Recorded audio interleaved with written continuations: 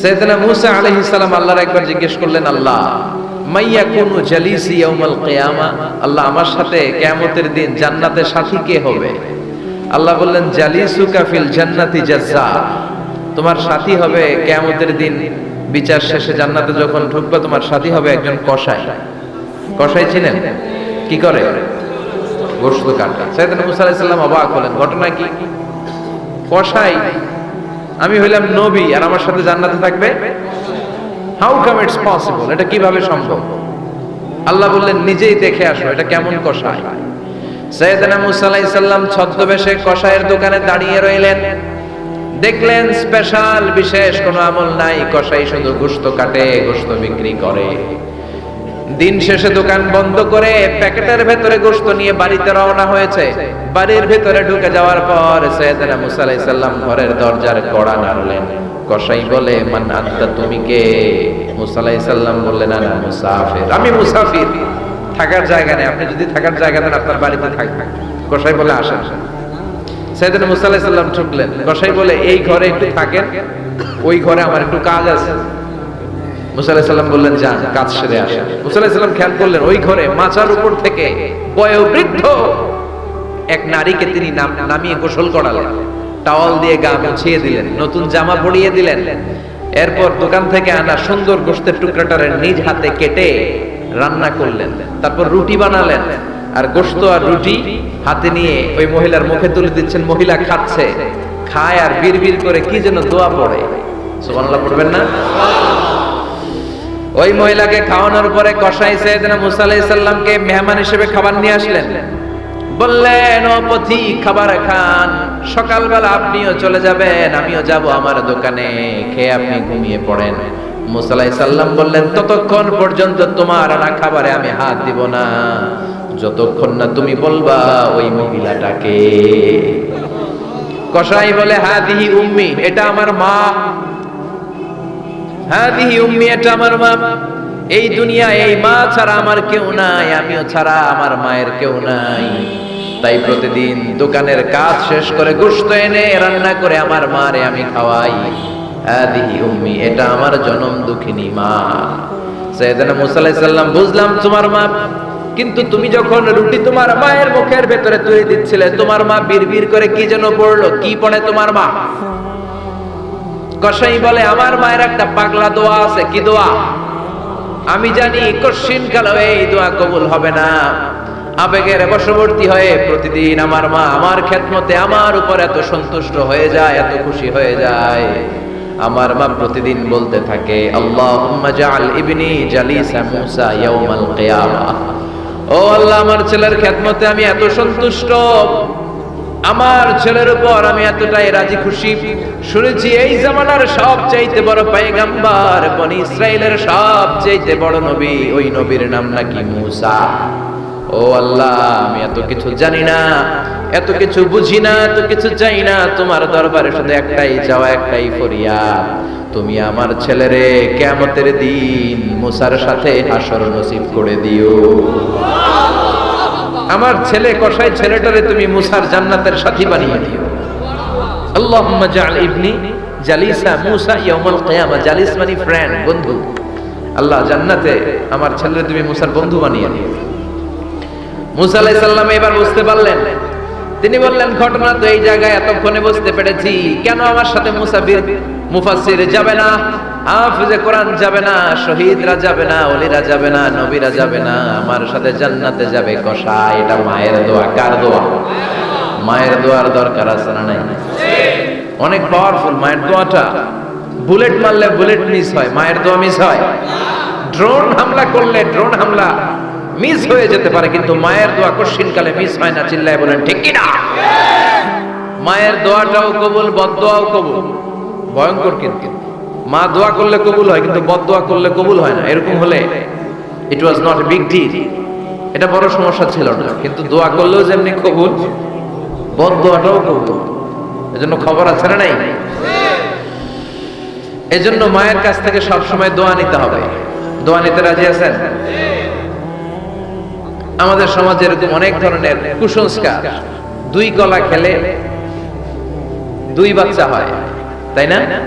আসলে কি কথাটা ঠিক? বাচ্চা একটা হবে না দুইটা হবে, ছেলে হবে না মেয়ে হবে, এটা কে দেয়? আবার অনেকের মাথার চুলের মধ্যে দুইটা গিট থাকে, আছে না নাই? দুই গিট থাকলে কয় তোর দুই বিয়া, তিন গিট থাকলে তিন বিয়া, গিট নাই কয় তোর বিয়া নাই, আছে না নাই? এগুলো মুসলমান বিশ্বাস করতে পারে? মুসলমান বিশ্বাস করে একজনকে, তিনি কে?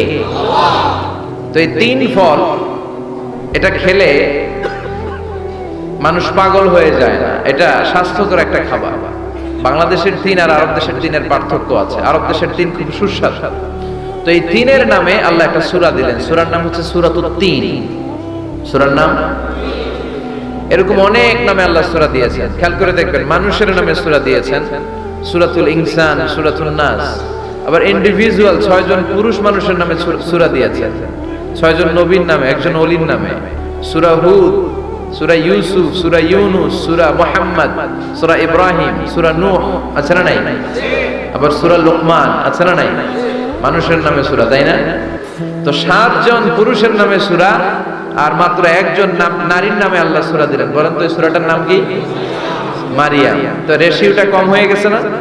পুরুষ 7 জন, নারী একজন। নারীরা যাতে রাগ না করে, নারীদেরকে বুঝ দেওয়ার জন্য আল্লাহ সব নারীদের নামে আলাদা একটা সূরা দিলেন।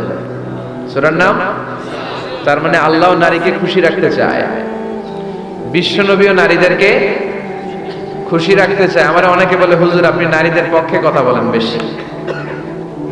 আমি সবার পক্ষেই বলি, যার যেটা অধিকার তাকে সেটা দিতে হবে, ঠিক কিনা? নারীরা সম্মানিতা, তাদেরকে সম্মান দিতে হবে। বিশ্বনবী তাদেরকে সম্মান দিতে, মায়েশাকে বিশ্বনবী সবসময় আগে সালাম দিতে। সুবহানাল্লাহ পড়ে। খাদিজা রাদিয়াল্লাহু তাআলা আনহাকে আল্লাহ তাআলা আরশের উপর থেকে সালাম পাঠিয়েছেন। এজন্য নারীদেরকে সালাম দিবেন বেশি বেশি। ঘরে সুখ শান্তি নাই, অনেকে বলে ঘরটা নাকি জাহান্নামের টুকরা, কারণ সালাম নাই। সালাম মানে শান্তি, সালাম মানে কি? সালাম সালাম হাজার সালাম সকল শহীদ স্মরণে, আমার হৃদয় রেখে যেতে চাই তাদের স্মৃতির চরণে। পড়েন আমিন। সালাম মানে চিল্লায় বলেন। জান্নাতীরা যখন জান্নাতে ঢুকবে, ফেরেশতারা জান্নাতীদেরকে কি বলবে? সালাম, শান্তি। Enter the paradise with peace and security. শান্তি এবং নিরাপত্তার সাথে জান্নাতে ঢুকে যান। এজন্য ঘরটারে শান্তিময় বানাতে চাইলে সালাম দিতে হবে। কি দিতে হবে? আজ থেকে স্ত্রীকে সালাম দিবেন তো ইনশাআল্লাহ? পড়েন। আমার মাইকের আওয়াজ যদি বোনদের কানে যায়, মাদের কানে যায়, আপনাদেরও বলি, আপনারাও আগে আগে সালাম দিবেন। এই দৃশ্য বাচ্চারা দেখলে বাচ্চারাও সালাম শিখবে, ঠিক কি না? মা খাদিজার ব্যাপারে আল্লাহ বলেছেন, জিব্রাইল তুমি যে খাদিজারে আমার পক্ষ থেকে সালাম দিয়ে দাও, আর খাদিজারে বলে দাও জান্নাতে খাদিজার জন্য এমন ঘর আমি প্রিপেয়ার করে রেখেছি যেই ঘরের ভিতরে কোনো নয়েজ নাই, কোনো আওয়াজ নাই, কোনো ডিস্টার্ব নাই, আছে শান্তি। সুবহানাল্লাহ। কারণ বিশ্বনবীর জন্য খাদিজা নিজের ঘরটার এরকম নয়েজহীন, কোলাহল মুক্ত, শান্তিময় করে রেখেছিলেন। বিশ্বনবী কোলাহলপূর্ণ দাওয়াতি কাজ শেষ করে যখন ঘরে যেতেন, কলিজাটা ঠান্ডা হয়ে যেত। বিশ্বনবীর জন্য এমন একটা ঘর রেখেছিলেন মা খাদিজা, ওই ঘরে বিশ্বনবী যখন প্রবেশ করতেন, বাইরে যত মারপিট হয়েছে, মারামারি হয়েছে, কাফেরদের যত অত্যাচার সহ্য করেছে, ঘরে ঢোকার সাথে সাথে নবী সব ভুলে যেতে। এত মায়া, শান্তি, প্রশান্তির ঘর খাদিজা বানিয়েছিল। এজন্য আল্লাহ বলেছে, জিব্রাইল খাদিজারে বলো, খাদিজার জন্য এমন জান্নাত আমি রেখেছি যে জান্নাতে কোনো সাউন্ড নাই, আওয়াজ নাই, ডিস্টার্ব নাই, কোলাহল নাই, কোনো নয়েজ নাই। চিল্লায় পড়েন আল্লাহু আকবার। এজন্য মায়েরা খাদিজার জীবনী থেকে শিক্ষা, স্বামীর জন্য ঘরটারে প্রশান্তিপূর্ণ করে রাখবেন। প্রশান্তির একটা জায়গা যেন হয়। কানের কাছে এসে বেশি বেশি ঘ্যান ঘ্যান করেন না। ঘরে ঢুকলেই চাল নাই, ডাল নাই, এটা লাগবে, ওইটা লাগবে, ছেলের ওইটা লাগবে। আস্তে আস্তে অনেক স্বামী হার্ট অ্যাটাক করে স্ত্রীর কারণে, জানেন ঠিক কিনা? ওই কয় ঠিক, সবাই ভুক্তভোগী। কমন পড়ে গেছে। দুই পক্ষেরই বললাম, স্বামীরাও সালাম দিবেন, স্ত্রীরাও দিবেন। সালাম মানে শান্তি। তো ঘরটারে শান্তি দিয়ে ভরে দিবে কে? আর একে অপরের প্রতি শ্রদ্ধাবোধ রাখবেন। তো নারীদেরকে খুশি করার জন্য আল্লাহ সূরা দিলেন, সূরাতুন নিসা। প্রাণীদের নামে অনেক সূরা আছে, সূরাতুল বাকারা আছে না নাই? বাকারা মানে কি? গাভী। গাভীর দুধ খাবেন। বিষ্ণু বলেছেন, গরুর গোশত খেয়েও কম, দুধ খেয়েও বেশি। আলাইকুম বিআলবানিল বাকার, তোমাদের উচিত গরুর দুধ খাওয়া। ফাইন্নাহা তুরাম্মু মিনাল আশজার, কেননা গরুর দুধ এটা হচ্ছে সবুজ ঘাস আর পাতার নির্যাস। ফি লাবানিহা শিফা, গরুর দুধে আছে শিফা। ও ফি লুহুমিহা দা, গরুর গোশতে আছে রোগ। গোশতে আছে কি? গরুর গোশত খাইলে রোগ বাড়ে না? অনেক ডাক্তার আছে এরা সিরিয়াল নেয় না, যারা গরুর গোশত খায় বেশি, বলে লাল মাংস যারা খাবে এরা যেন আবার সিরিয়াল না নেয়। আছে না নাই? বিশ্বনবীর খাবারের তালিকায় দুধ ছিল। বিশ্বনবী বলতেন বেশি বেশি দুধ খেও, এবং বিশ্বনবী বলেছেন মায়েরা যেন তাদের বাচ্চাদেরকে দুধ খাওয়ায়। মায়ের বুকে প্রথম যে দুধটা সেটাকে বলে শাল দুধ, এটা বাচ্চার জীবনের প্রথম প্রাকৃতিক টিকা। সুবহানাল্লাহ পড়েন। আমরা কত টাকা দিয়ে দামি দামি টিকা দেই, কিন্তু প্রথম টিকাটা আল্লাহ ফ্রি দিয়েছেন। সুবহানাল্লাহ পড়েন। বাকারার নামে সূরা দিলেন, আনকাবুত মাকড়সার নামে সূরা দিলেন, নাহাল মৌমাছির নামে সূরা, নামাল পিঁপড়ার নামে সূরা। সুবহানাল্লাহ পড়েন। এইভাবে আপনি খুঁজলে কোরআনের চ্যাপ্টারগুলো যে কত সুন্দর সুন্দর নাম দিয়ে আল্লাহ দিয়েছেন, তারই ধারাবাহিকতায় আজকের সূরাটির নাম দিয়েছেন আল্লাহ একটা ফলের নামে। কিসের নামে? 3 ফলের নামে। সূরার নাম কি? সাইয়েদনা বারা ইবনে আযিব রাদিয়াল্লাহু তাআলা আনহু বর্ণনা করেন, বুখারীর বর্ণনা। তিনি বলেন সামি'তু রাসূলুল্লাহ ইয়াকরাউ সূরাতাত তিন ফি সালাতিল ইশা, আমি বারা ইবনে আযিব রাদিয়াল্লাহু তাআলা আনহু এশার নামাজে বিশ্ব নবীকে সূরাতুত তিন তেলাওয়াত করতে শুনেছি। কোন নামাজে? কোন সূরা পড়তেন? কোন নামাজে? কোন সূরা? মনে থাকবে? পড়বেন তো? তিনি বলেছেন এশার নামাজে আমি বিশ্ব নবীকে সূরাতুত তিন তেলাওয়াত করতে শুনেছি। ফামা সামি'তু আহসানা সাওতিন মিন সাওতি রাসূলিল্লাহ, আল্লাহ রাসূলের কণ্ঠের চাইতে এত মধুর কণ্ঠ আমার জীবনে শুনি নাই। বিশ্বনবী যখন তেলাওয়াত করতেন সাহাবাদের কলিজা ঠান্ডা হয়ে যেত। সাহাবারা মাঝে মাঝে খাবার না পেলে, ঘরে খাদ্য না থাকলে বিশ্বনবীর কাছে চলে আসতেন, এসে বিশ্বনবীর চেহারার দিকে তাকায় থাকতেন, ওনার কণ্ঠে তেলাওয়াত শুনতেন। বিশ্বনবীর তেলাওয়াত শুনলে চেহারার দিকে তাকায় থাকলে ক্ষুধার কথা তারা ভুলে যেতেন। কি কণ্ঠ ছিল বিশ্বনবী! অনেকে বলে সাইয়েদনা দাউদ আলাইহিস সালামের কণ্ঠ ছিল অনেক চমৎকার, এটা ঠিক, কিন্তু বিশ্বনবীর চাইতে বেশি সুন্দর। আকাবা উপসাগরের তীরে বসে সাইয়েদনা দাউদ যখন তেলাওয়াত করতেন, সাগরের মাছগুলো সাগর ছেড়ে ডাঙায় চলে আসতো, বনের পশু বন ছেড়ে বাইরে আসতো, আকাশের পাখি আকাশ ছেড়ে দিয়ে নিচে নেমে আসতো। কিন্তু বিশ্বনবীর কণ্ঠটা এর চেয়ে বেশি সুন্দর ছিল। সুবহানাল্লাহ।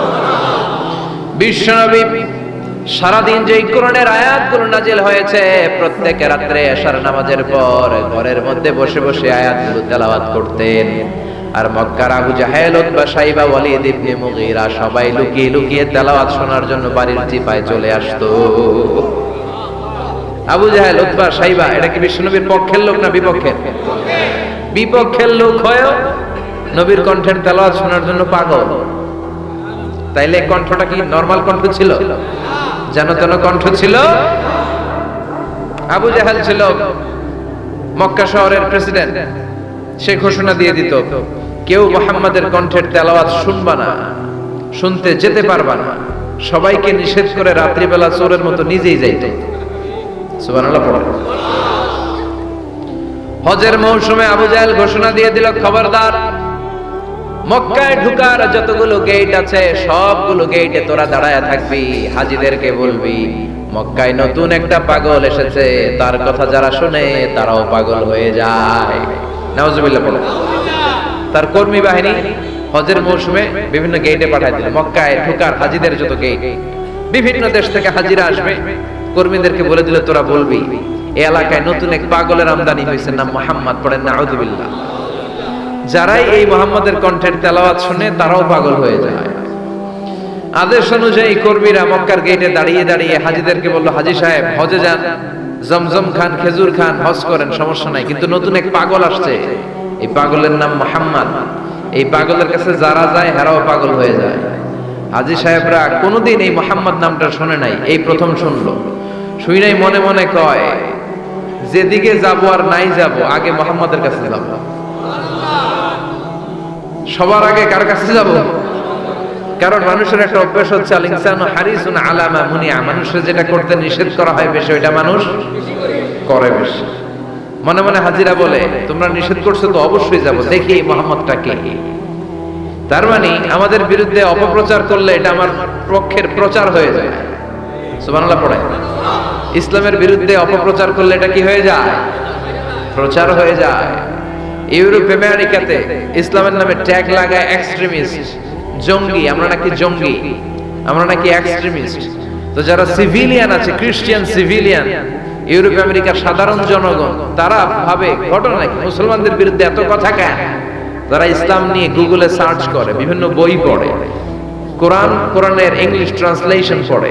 আগে তারা ইসলাম সম্পর্কে জানতো না, কিন্তু সবাই যখন বলা শুরু করছে জঙ্গি জঙ্গি জঙ্গি, ইসলাম মানে জঙ্গি, তখন তারা ইসলাম সম্পর্কে পড়তে শুরু করে দিয়েছে।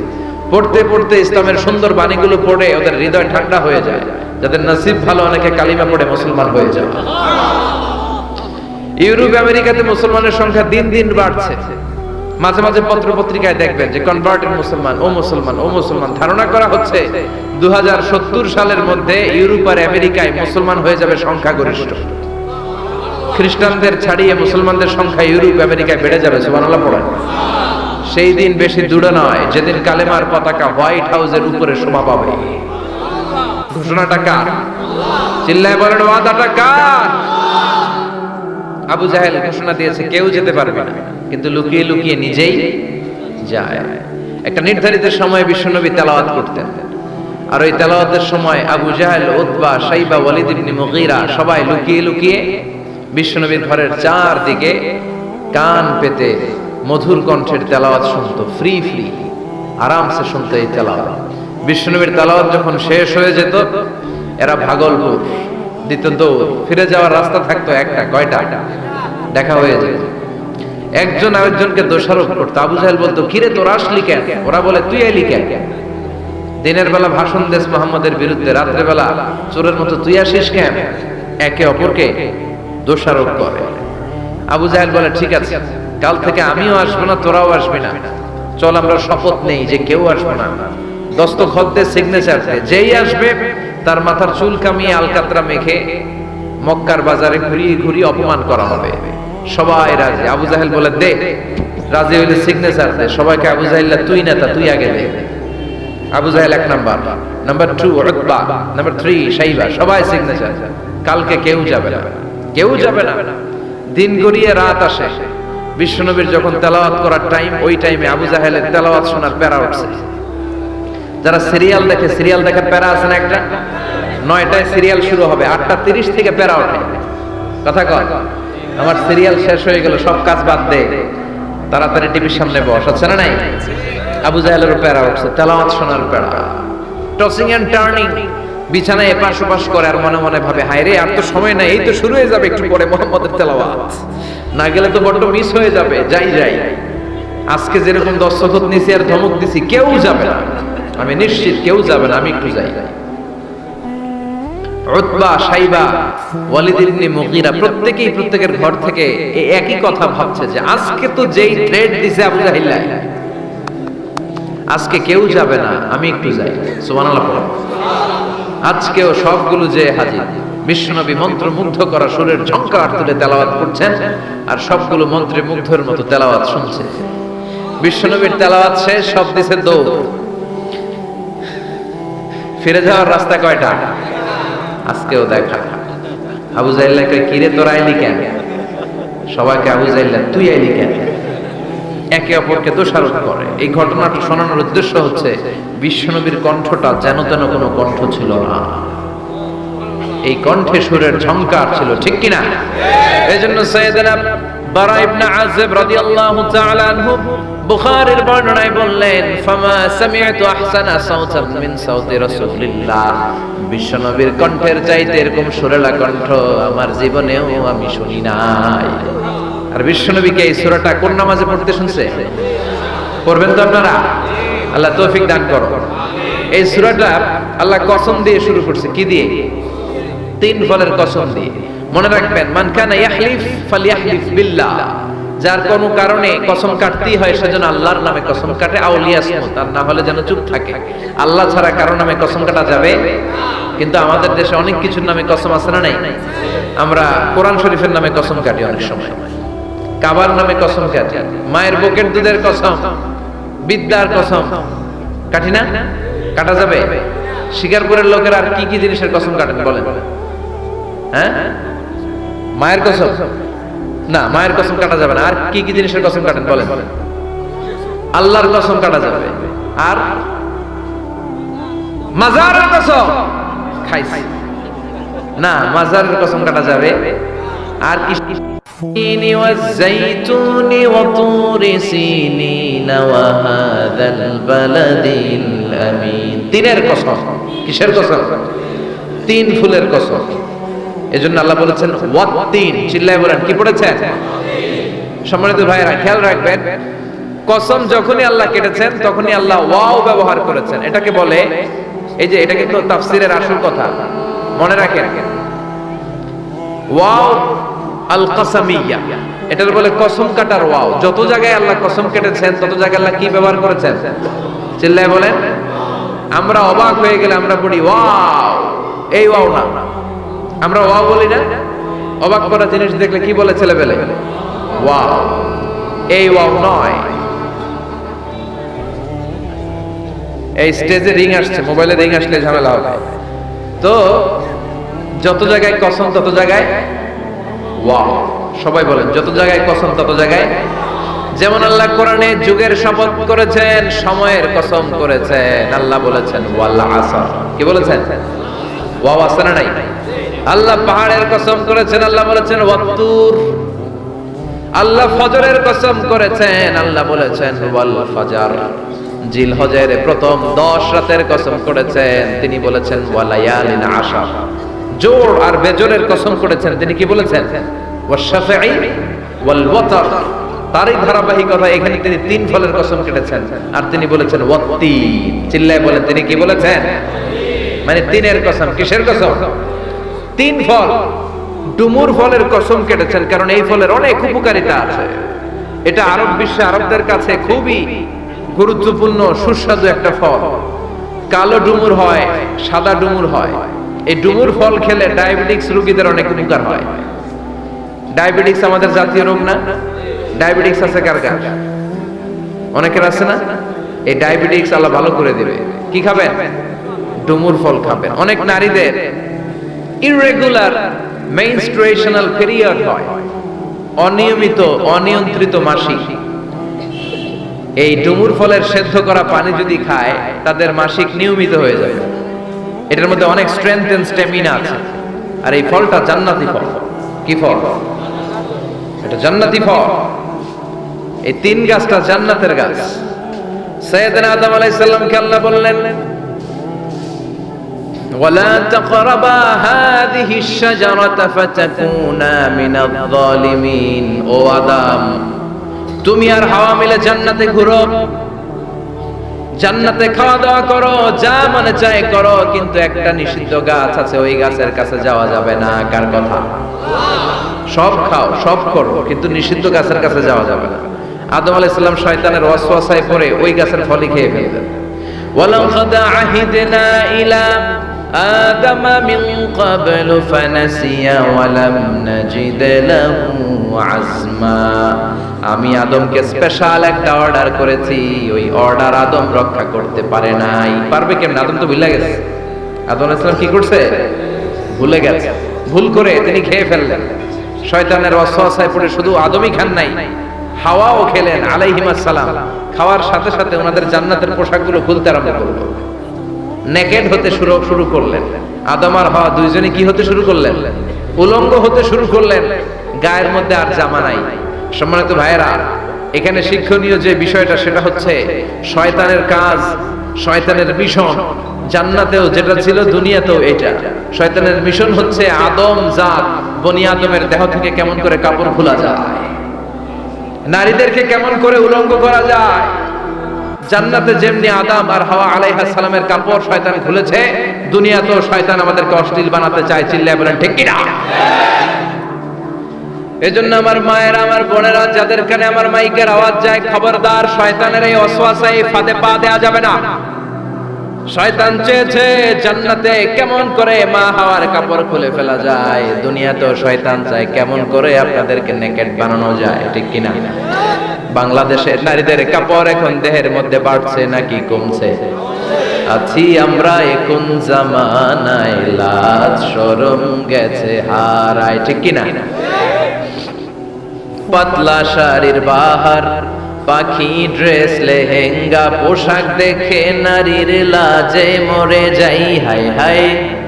আছি আমরা এখন জামানায়, লাজ শরম গেছে হারায়, ঠিক কিনা? পোশাক আশাক নারীদের খাটো হতে শুরু করেছে, এটা শয়তানের মিশন। এজন্য মায়েরা বোনেরা খবরদার, পোশাককে ছোট করবেন না, খাটো করবেন না, হেজাব পরবেন। এই হেজাবকে ফরজ করেছে কে? এই হেজাব আপনার অধিকার, আপনার অধিকার আপনি বুঝে নেন। হেজাব আপনার অহংকার, এই হেজাব হচ্ছে আপনার আভিজাত্যের প্রতীক। চিল্লায় বলেন ঠিক কিনা? নারী অধিকারের যারা কথা বলে, নারী আন্দোলনের কথা যারা বলে, তাদের কথায় কান দিবেন না। এরা বক্তব্যের মঞ্চে উঠে নারীর অধিকারের কথা বলে, কিন্তু তাদের ঘরেই নারীরা বেশি নির্যাতিতা, তাদের ঘরের কাজের মেয়েগুলাই বেশি নির্যাতিতা। চিল্লায় এখন ঠিক কিনা? তারাই লোহা গরম করে কাজের মেয়েগুলোর পিঠে ছ্যাঁক দেয়, তারাই সুযোগ পেলে ধর্ষণে সেঞ্চুরি করতে দ্বিধাবোধ করে না। চিল্লায় এখন ঠিক কিনা? শয়তানের মিশন জান্নাতে ছিল যেটা, দুনিয়াতেও এটা। পোশাক কি করে আলাদা করা যায়? এই জন্য হেজাব যেন আমরা ভুলে না যাই। হেজাব আপনার আভিজাত্যের প্রতীক, আপনার সৌন্দর্য, আপনার সম্ভ্রম, আপনার স্ট্যাটাস তো আপনার হেজাবের মধ্যে শোভা পায়, ঠিক কিনা? কিন্তু দিনকে দিন পোশাক ছোট হতে শুরু করেছে। নতুন নতুন অনেক পোশাক বেরোয় নারীদের। কি পোশাক আছে বলেন তো একটা? হ্যাঁ, পাখি। আর কি আছে? লেহেঙ্গা আর কিরণমালা। আর এগুলো পরবেন না, হেজাব পরবেন। হেজাব একটা নারীকে যত সুন্দর, রূপবতী, গুণবতী, সুস্নিগ্ধা লাগে, অন্য কোনো পোশাকে লাগে? আল্লাহ আমাদেরকে বোঝার তৌফিক দান করুন। সাইয়েদনা আদম আলাইহিস সালাম, হাওয়া আলাইহিস সালাম জান্নাতের ভেতরে যখন উলঙ্গ হয়ে গেল, লজ্জাস্থান ঢাকার জন্য জান্নাতের বিভিন্ন গাছের দিকে দৌড়ায়, দৌড়িয়ে দৌড়িয়ে যেই গাছের পাতা দিয়ে তারা সেদিন লজ্জাস্থান ঢেকেছিল, ওই গাছের নাম ছিল তিন গাছ। কি গাছ? ওই তিনের কসম কোরআনে কেটেছে কে? সেজন্য আল্লাহ বললেন, ওয়াত-তিনি ওয়াজ-যাইতুনি ওয়া তুরি সিনিন ওয়া হাযাল বালাদিল আমিন। সুবহানাল্লাহ পড়ে। তিনের কসম, জাইতুনের কসম। জাইতুন মানে জলপাই। আওয়াজ করে বলতে হবে, জাইতুন অর্থ খাইছেন? জলপাইয়ের আচার খাই না আমরা? জাইতুন মানে জলপাই, ইংরেজিতে বলে অলিভ। তবে আমাদের জলপাই আর আরব দেশের জলপাই একটু গুণগত পার্থক্য আছে। আরব দেশের জলপাই একটু ছোট হয়, আমাদের গুলা সাইজে বড় হয়। আরব দেশের জলপাই একসাথে অনেকগুলা খাওয়া যায়,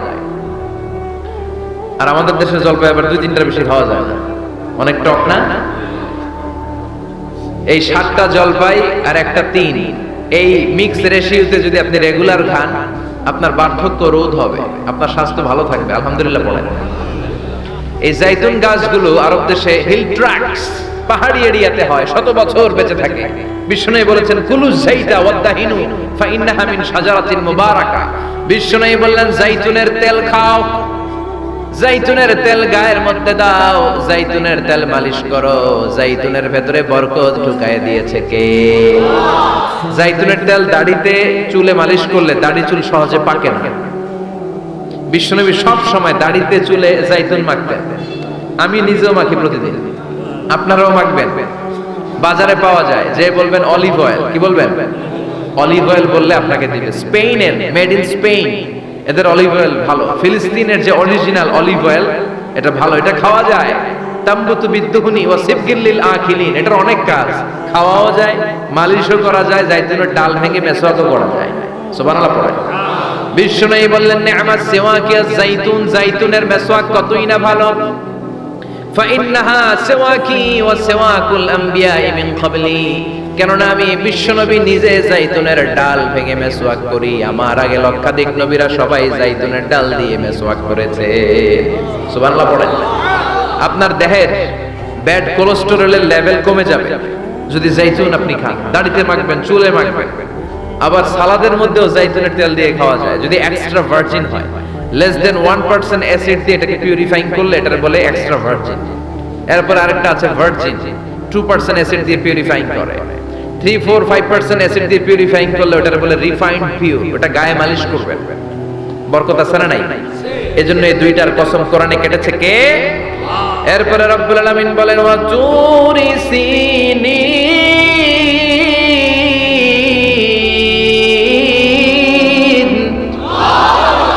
আমি তিন আর জাইতুনের কসম যেমনি কোরআনের মধ্যে করলাম, সাথে সাথে তুর পাহাড়ের কসম কাটলাম।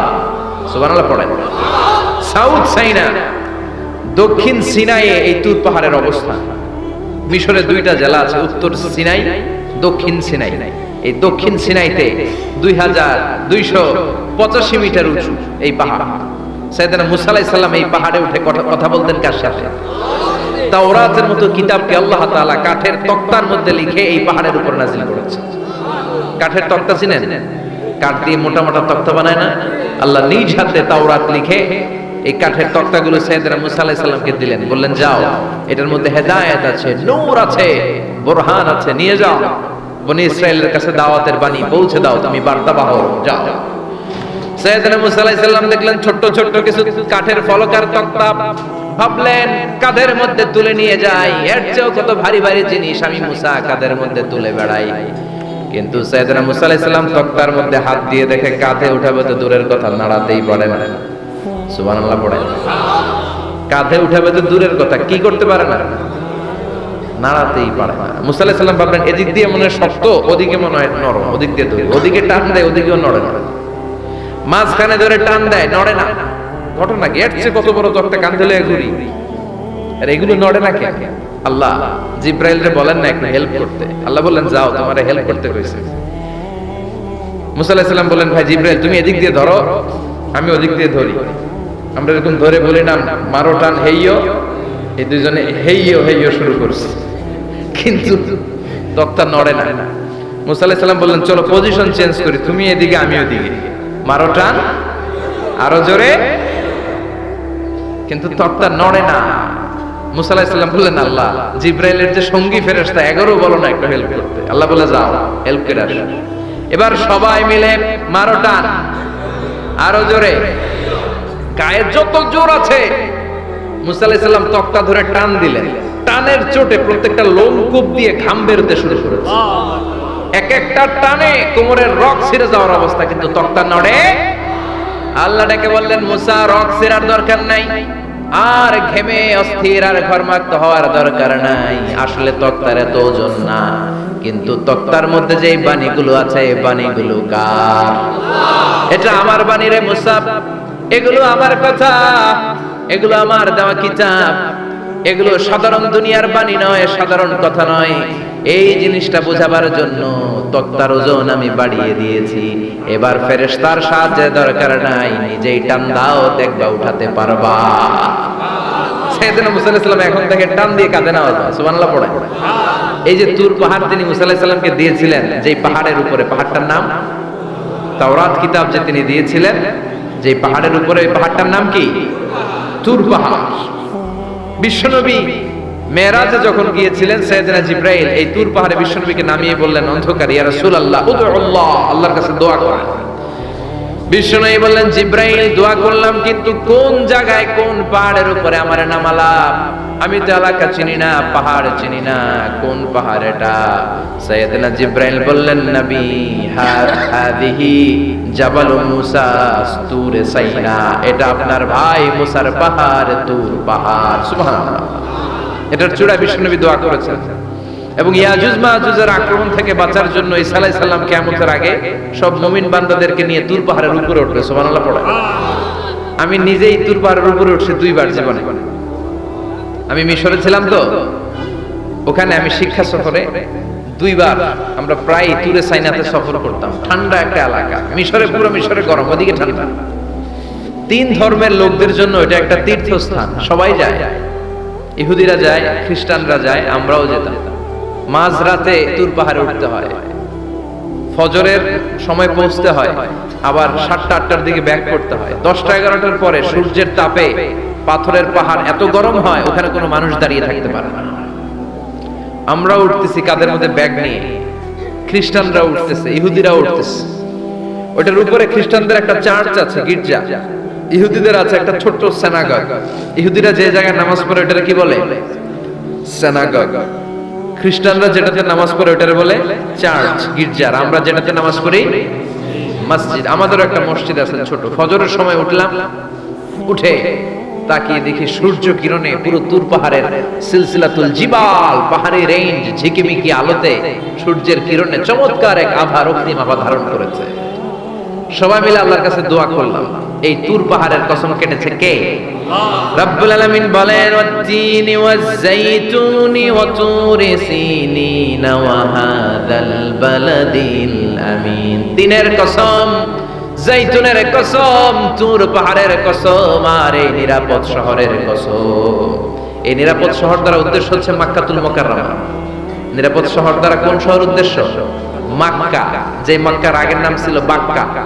মক্কার আগের নাম সবাই বলেন বাক্কা। মক্কার নামে আল্লাহ কোরআনে একটা সূরা দিয়েছে, সূরার নাম সূরাতুল বালাদ। লা উকসিমু বিহাযাল বালাদ ওয়া আনতা হিল্লুম বিহাযাল বালাদ। সুবহানাল্লাহ পড়ে। আবার এই শহরের নাম দিলেন আল্লাহ উম্মুল কুরা, জনপদ সমূহের মা। এই শহরের মধ্যে যারা এই প্রবেশ করবে নিরাপত্তা দিবে কে?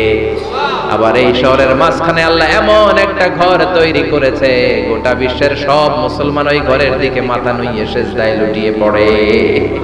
সুবহানাল্লাহ পড়ে। ইন্না আউওয়ালা বাইতি উদিআ লিন-নাস লাল্লাযী বিবাক্কাতা মুবারাক। এই কাবা ঘরকে কেন্দ্র করে প্রতিদিন 120টা রহমত নাজিল হয়। চিল্লায় বলেন তো কয়টা? 60 লিত তাইফিন, 60টা রহমত যারা তাওয়াফ করে তাদের জন্য। 40 লিল মুসাল্লিন, 40টা রহমত যারা নামাজ পড়ে তাদের জন্য। 60 আর 40 কত? বাকি আছে কয়টা? ওয়াল 20 লিন-নাযিরিনা ইলাল কাবা, বাকি 20টা রহমত যারা তাওয়াফও করে না, নামাজও পড়ে না, শুধু কাবার দিকে তাকিয়ে থাকে। সুবহানাল্লাহ পড়েন। আবার কাবার 4টা কর্নার আছে। একটা কর্নারের ভিতরে একটা পাথর আছে, এটাকে বলে ব্ল্যাক স্টোন কর্নার, হাজরে আসওয়াদের পাথর। এই পাথরে যেই চুমো দেয়, পাথর ওই চুমোদানকারীর জীবনের সব গুনাহ টেনে শুষে সব নিয়ে যায়। কিয়ামতের দিন আল্লাহ হাজরে আসওয়াদের দুইটা ঠোঁট দিবেন, দুইটা চোখ দিবেন, আর দাঁড় করিয়ে দিবেন। আল্লাহর সামনে দাঁড়িয়ে দাঁড়িয়ে হাজরে আসওয়াদ সুপারিশ করবে। আল্লাহর কাছে বলবে, আল্লাহ এই লোকটা আমারে চুমো দিয়েছে, তার জন্য জাহান্নামের আগুন হারাম করে দাও। এই হাজরে আসওয়াদ পাথরের জন্য আমরা চুমো দিতে পারি, আল্লাহ তৌফিক দাও। জোরে বলেন আমিন। এই নিরাপদ শহরের কসম। শহরটার নাম মক্কা। চিল্লায় বলেন শহরটার নাম। এটার মাঝখানে একটা ঘর আছে, আল কাবা আল মুশাররাফা। লক্ষ লক্ষ মানুষ এই কাবা কেন্দ্রিক প্রতিদিন ছুটতে থাকে। আল্লাহ বলেছেন এটা মাসাবাতান লিন-নাস, মানুষের মিলন কেন্দ্র। লক্ষ লক্ষ মানুষ এই কাবাকে ঘিরে নামাজ পড়ে। প্রতিটা জুমার দিন 10 লাখেরও মোর দেন 1 মিলিয়ন মুসল্লি কাবার চারদিকে জুমার সালাত আদায় করে সুবহানাল্লাহ পড়ে। আজান হওয়া মাত্রই মৌমাছির মতো মানুষগুলো ছুটতে থাকে। কাবার আজান শুনেছেন? আল্লাহু আকবার, আল্লাহু আকবার,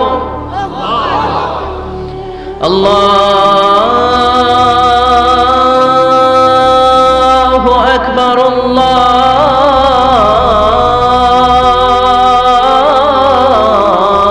আল্লাহু আকবার। কি সুরেলা আজান, কাবার আজান। আজান হতে দেরি, আজান হতে দেরি। যদি 20-30 তলা হোটেলের কোন ছাদ থেকে আপনি খেয়াল করেন, দেখবেন মৌমাছির মতো ডানে বায়ে সামনে পেছনে চারিদিক থেকে শারে আল হিজরা দিয়ে, শারে আজিয়াত রোড দিয়ে, গাজ্জা দিয়ে, জারওয়াল দিয়ে, মেসফালা দিয়ে, ইব্রাহিম খালিলি দিয়ে মানুষগুলো কাবার দিকে ঢুকতে শুরু করেছে, ঠিক কি না? আবার বিশ্বনবী বলতেন, মক্কা তো হাব্বুল বিলাদ ইলাইয়া, মক্কা শহর আমার কাছে সবচাইতে প্রিয় শহর। লাউলা উখরিজিতু লামা খারাজতু, মক্কার কুরাইশরা, কাফেররা যদি এই শহর থেকে জোর করে আমারে বের করে না দিত, আমি কোনোদিন মক্কা ছেড়ে দূরে যেতাম না। সুবহানাল্লাহ পড়ে। বিশ্বনবীর জন্মস্থান এই শহর। যেখানে বিশ্বনবী জন্মেছেন ওইখানে আছে মাকতাবা, লাইব্রেরি। কি আছে? হজ ওমরা যারা করেছেন তারা দেখবেন ওখানে গেলেই ফ্রিতে বই দেয়। কি দেয়? বিশ্বনবীর জন্মস্থানে গেলে যেই ভাষার হন, বাঙালি গেলে বাংলায়, ইংরেজ গেলে ইংরেজিতে, পাকিস্তানিরা গেলে হিন্দিতে, সবাইকে ফ্রিতে বই দেয়া হয়। তার মানে বিশ্বনবীর জন্মস্থানে গেলেই বই পাওয়া যায়, ঠিক কি না? বিশ্বনবীর জন্মস্থানের ঠিক পাশেই আবু জাহেলের জন্মস্থান। ওইখানে কি আছে জানেন? হ্যাঁ, হাম্মাম, হাম্মাম আবি জাহাল। বাঙালি হাজিদের বুক ভরা ঘৃণা তার জন্য। বাঙালি হাজিরা বলে আবু জাহিল্লার টয়লেট কই, যাইয়া সব ভরাই দিয়ে আসে। জেদ্দাতে নেমে খুঁজতে আরম্ভ করে আবু জাহিল্লার টয়লেট করি। সবাই বলে এই না জেদ্দায় আসলেন, মক্কা তো 80 কিলো দূরে, আপনি যাবেন, উমরা করবেন, বিশ্রাম নেবেন হোটেলে, এরপরে জিয়ারা যখন করায় তখন ওখানে নেয়। কিন্তু নাইমা একা আবু জাহিল্লার টয়লেট করি। কি ক্ষোভ তার প্রতি, না? কি ক্ষোভ আর ঘৃণা! আর বিশ্বনবীর জন্য অন্তর ভরা ভালোবাসা আছে না নাই? এজন্য ইসলাম হচ্ছে শান্তির ধর্ম।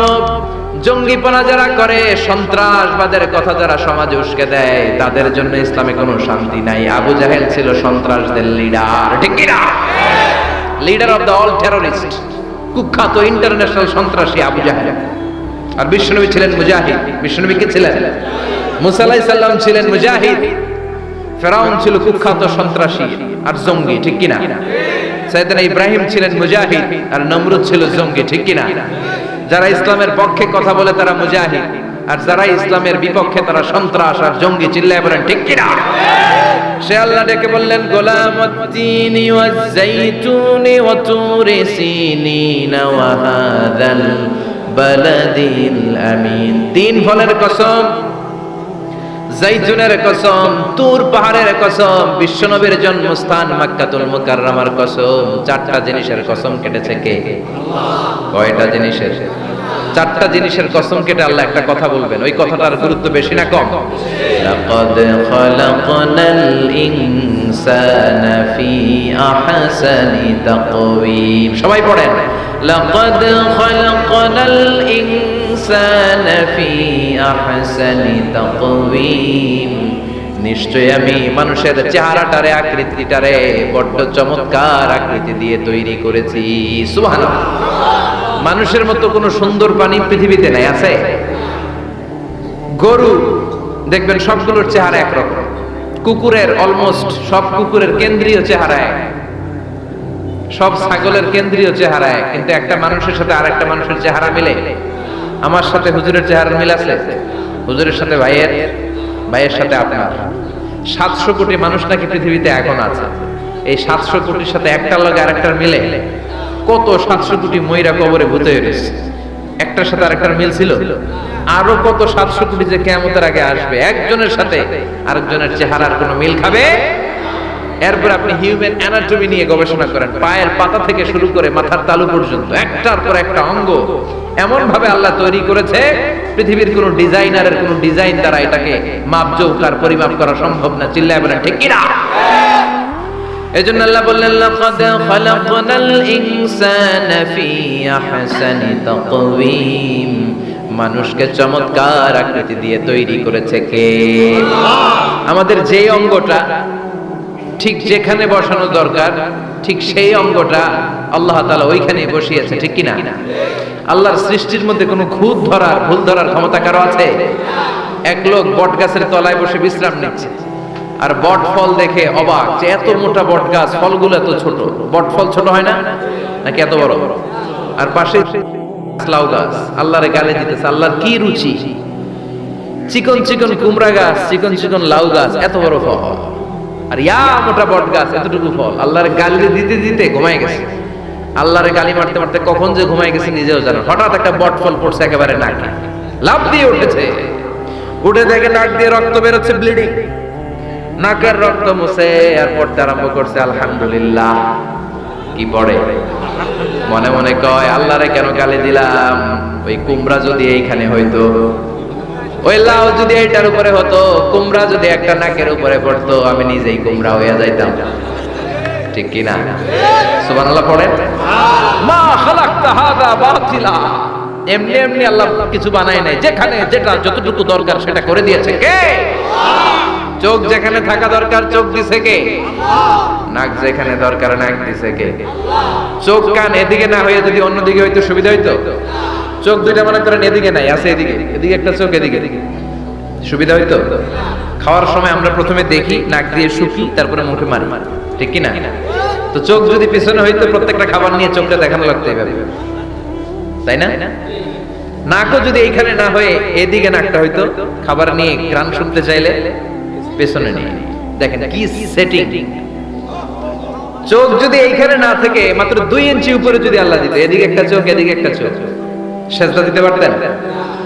চোখ বন্ধ করে সেজদা দেওয়া লাগতো, ঠিক কিনা? ফুটবল খেলতে পারতেন? ফুটবলে হেড দিলেই ডিমের মতো পোজ হয়ে যেত চোখ দুটো। সুবহানাল্লাহ পড়বেন না?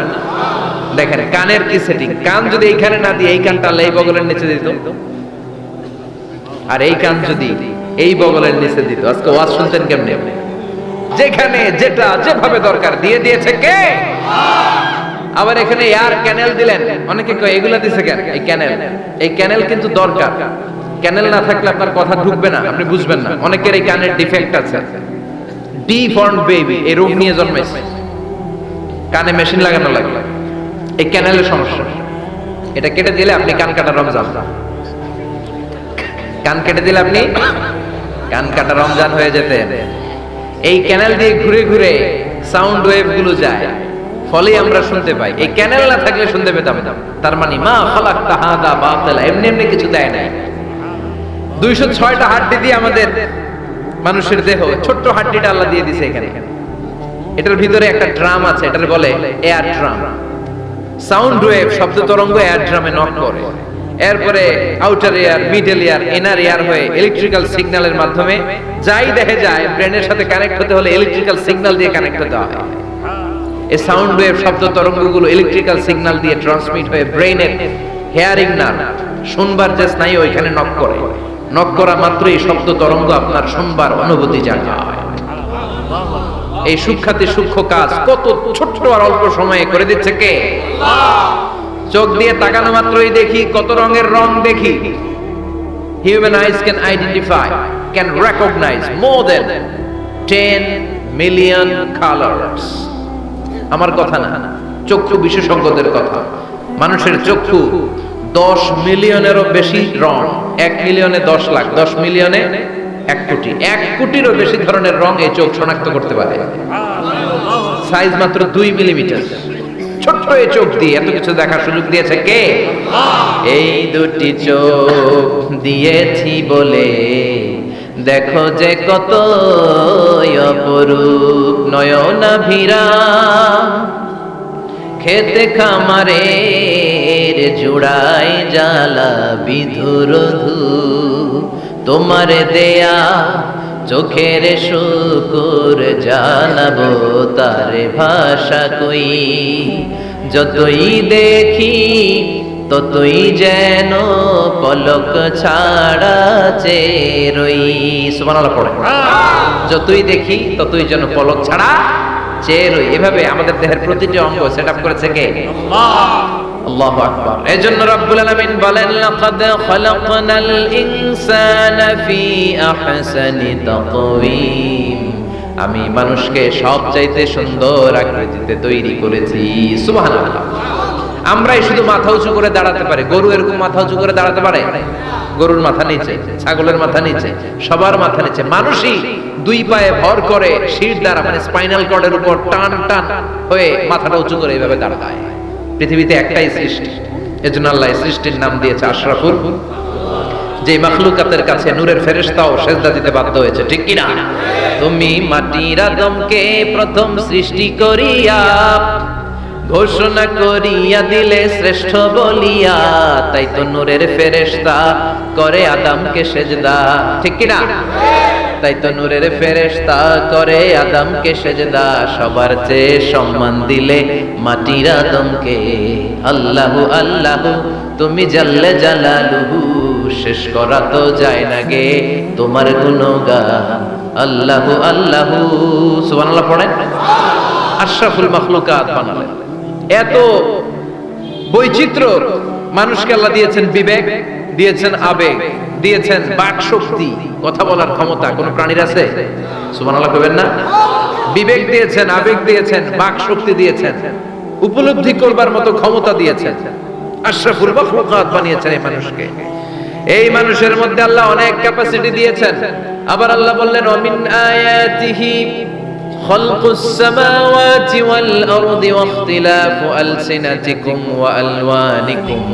ইন্না ফি যালিকা লাআয়াতিন লিল আলিমিন। আমার সৃষ্টির মধ্যে অসাধারণ সৃষ্টি, আকাশ এবং জমিন সৃষ্টি, গায়ের রঙের ভিন্নতা, ভাষার ভিন্নতা। সুবহানাল্লাহ। আমরা কোন ভাষায় কথা বলি? কথা বলেন? আপনি কি মনে করছেন সারা ওয়ার্ল্ডে এই ভাষায় কথা বলে?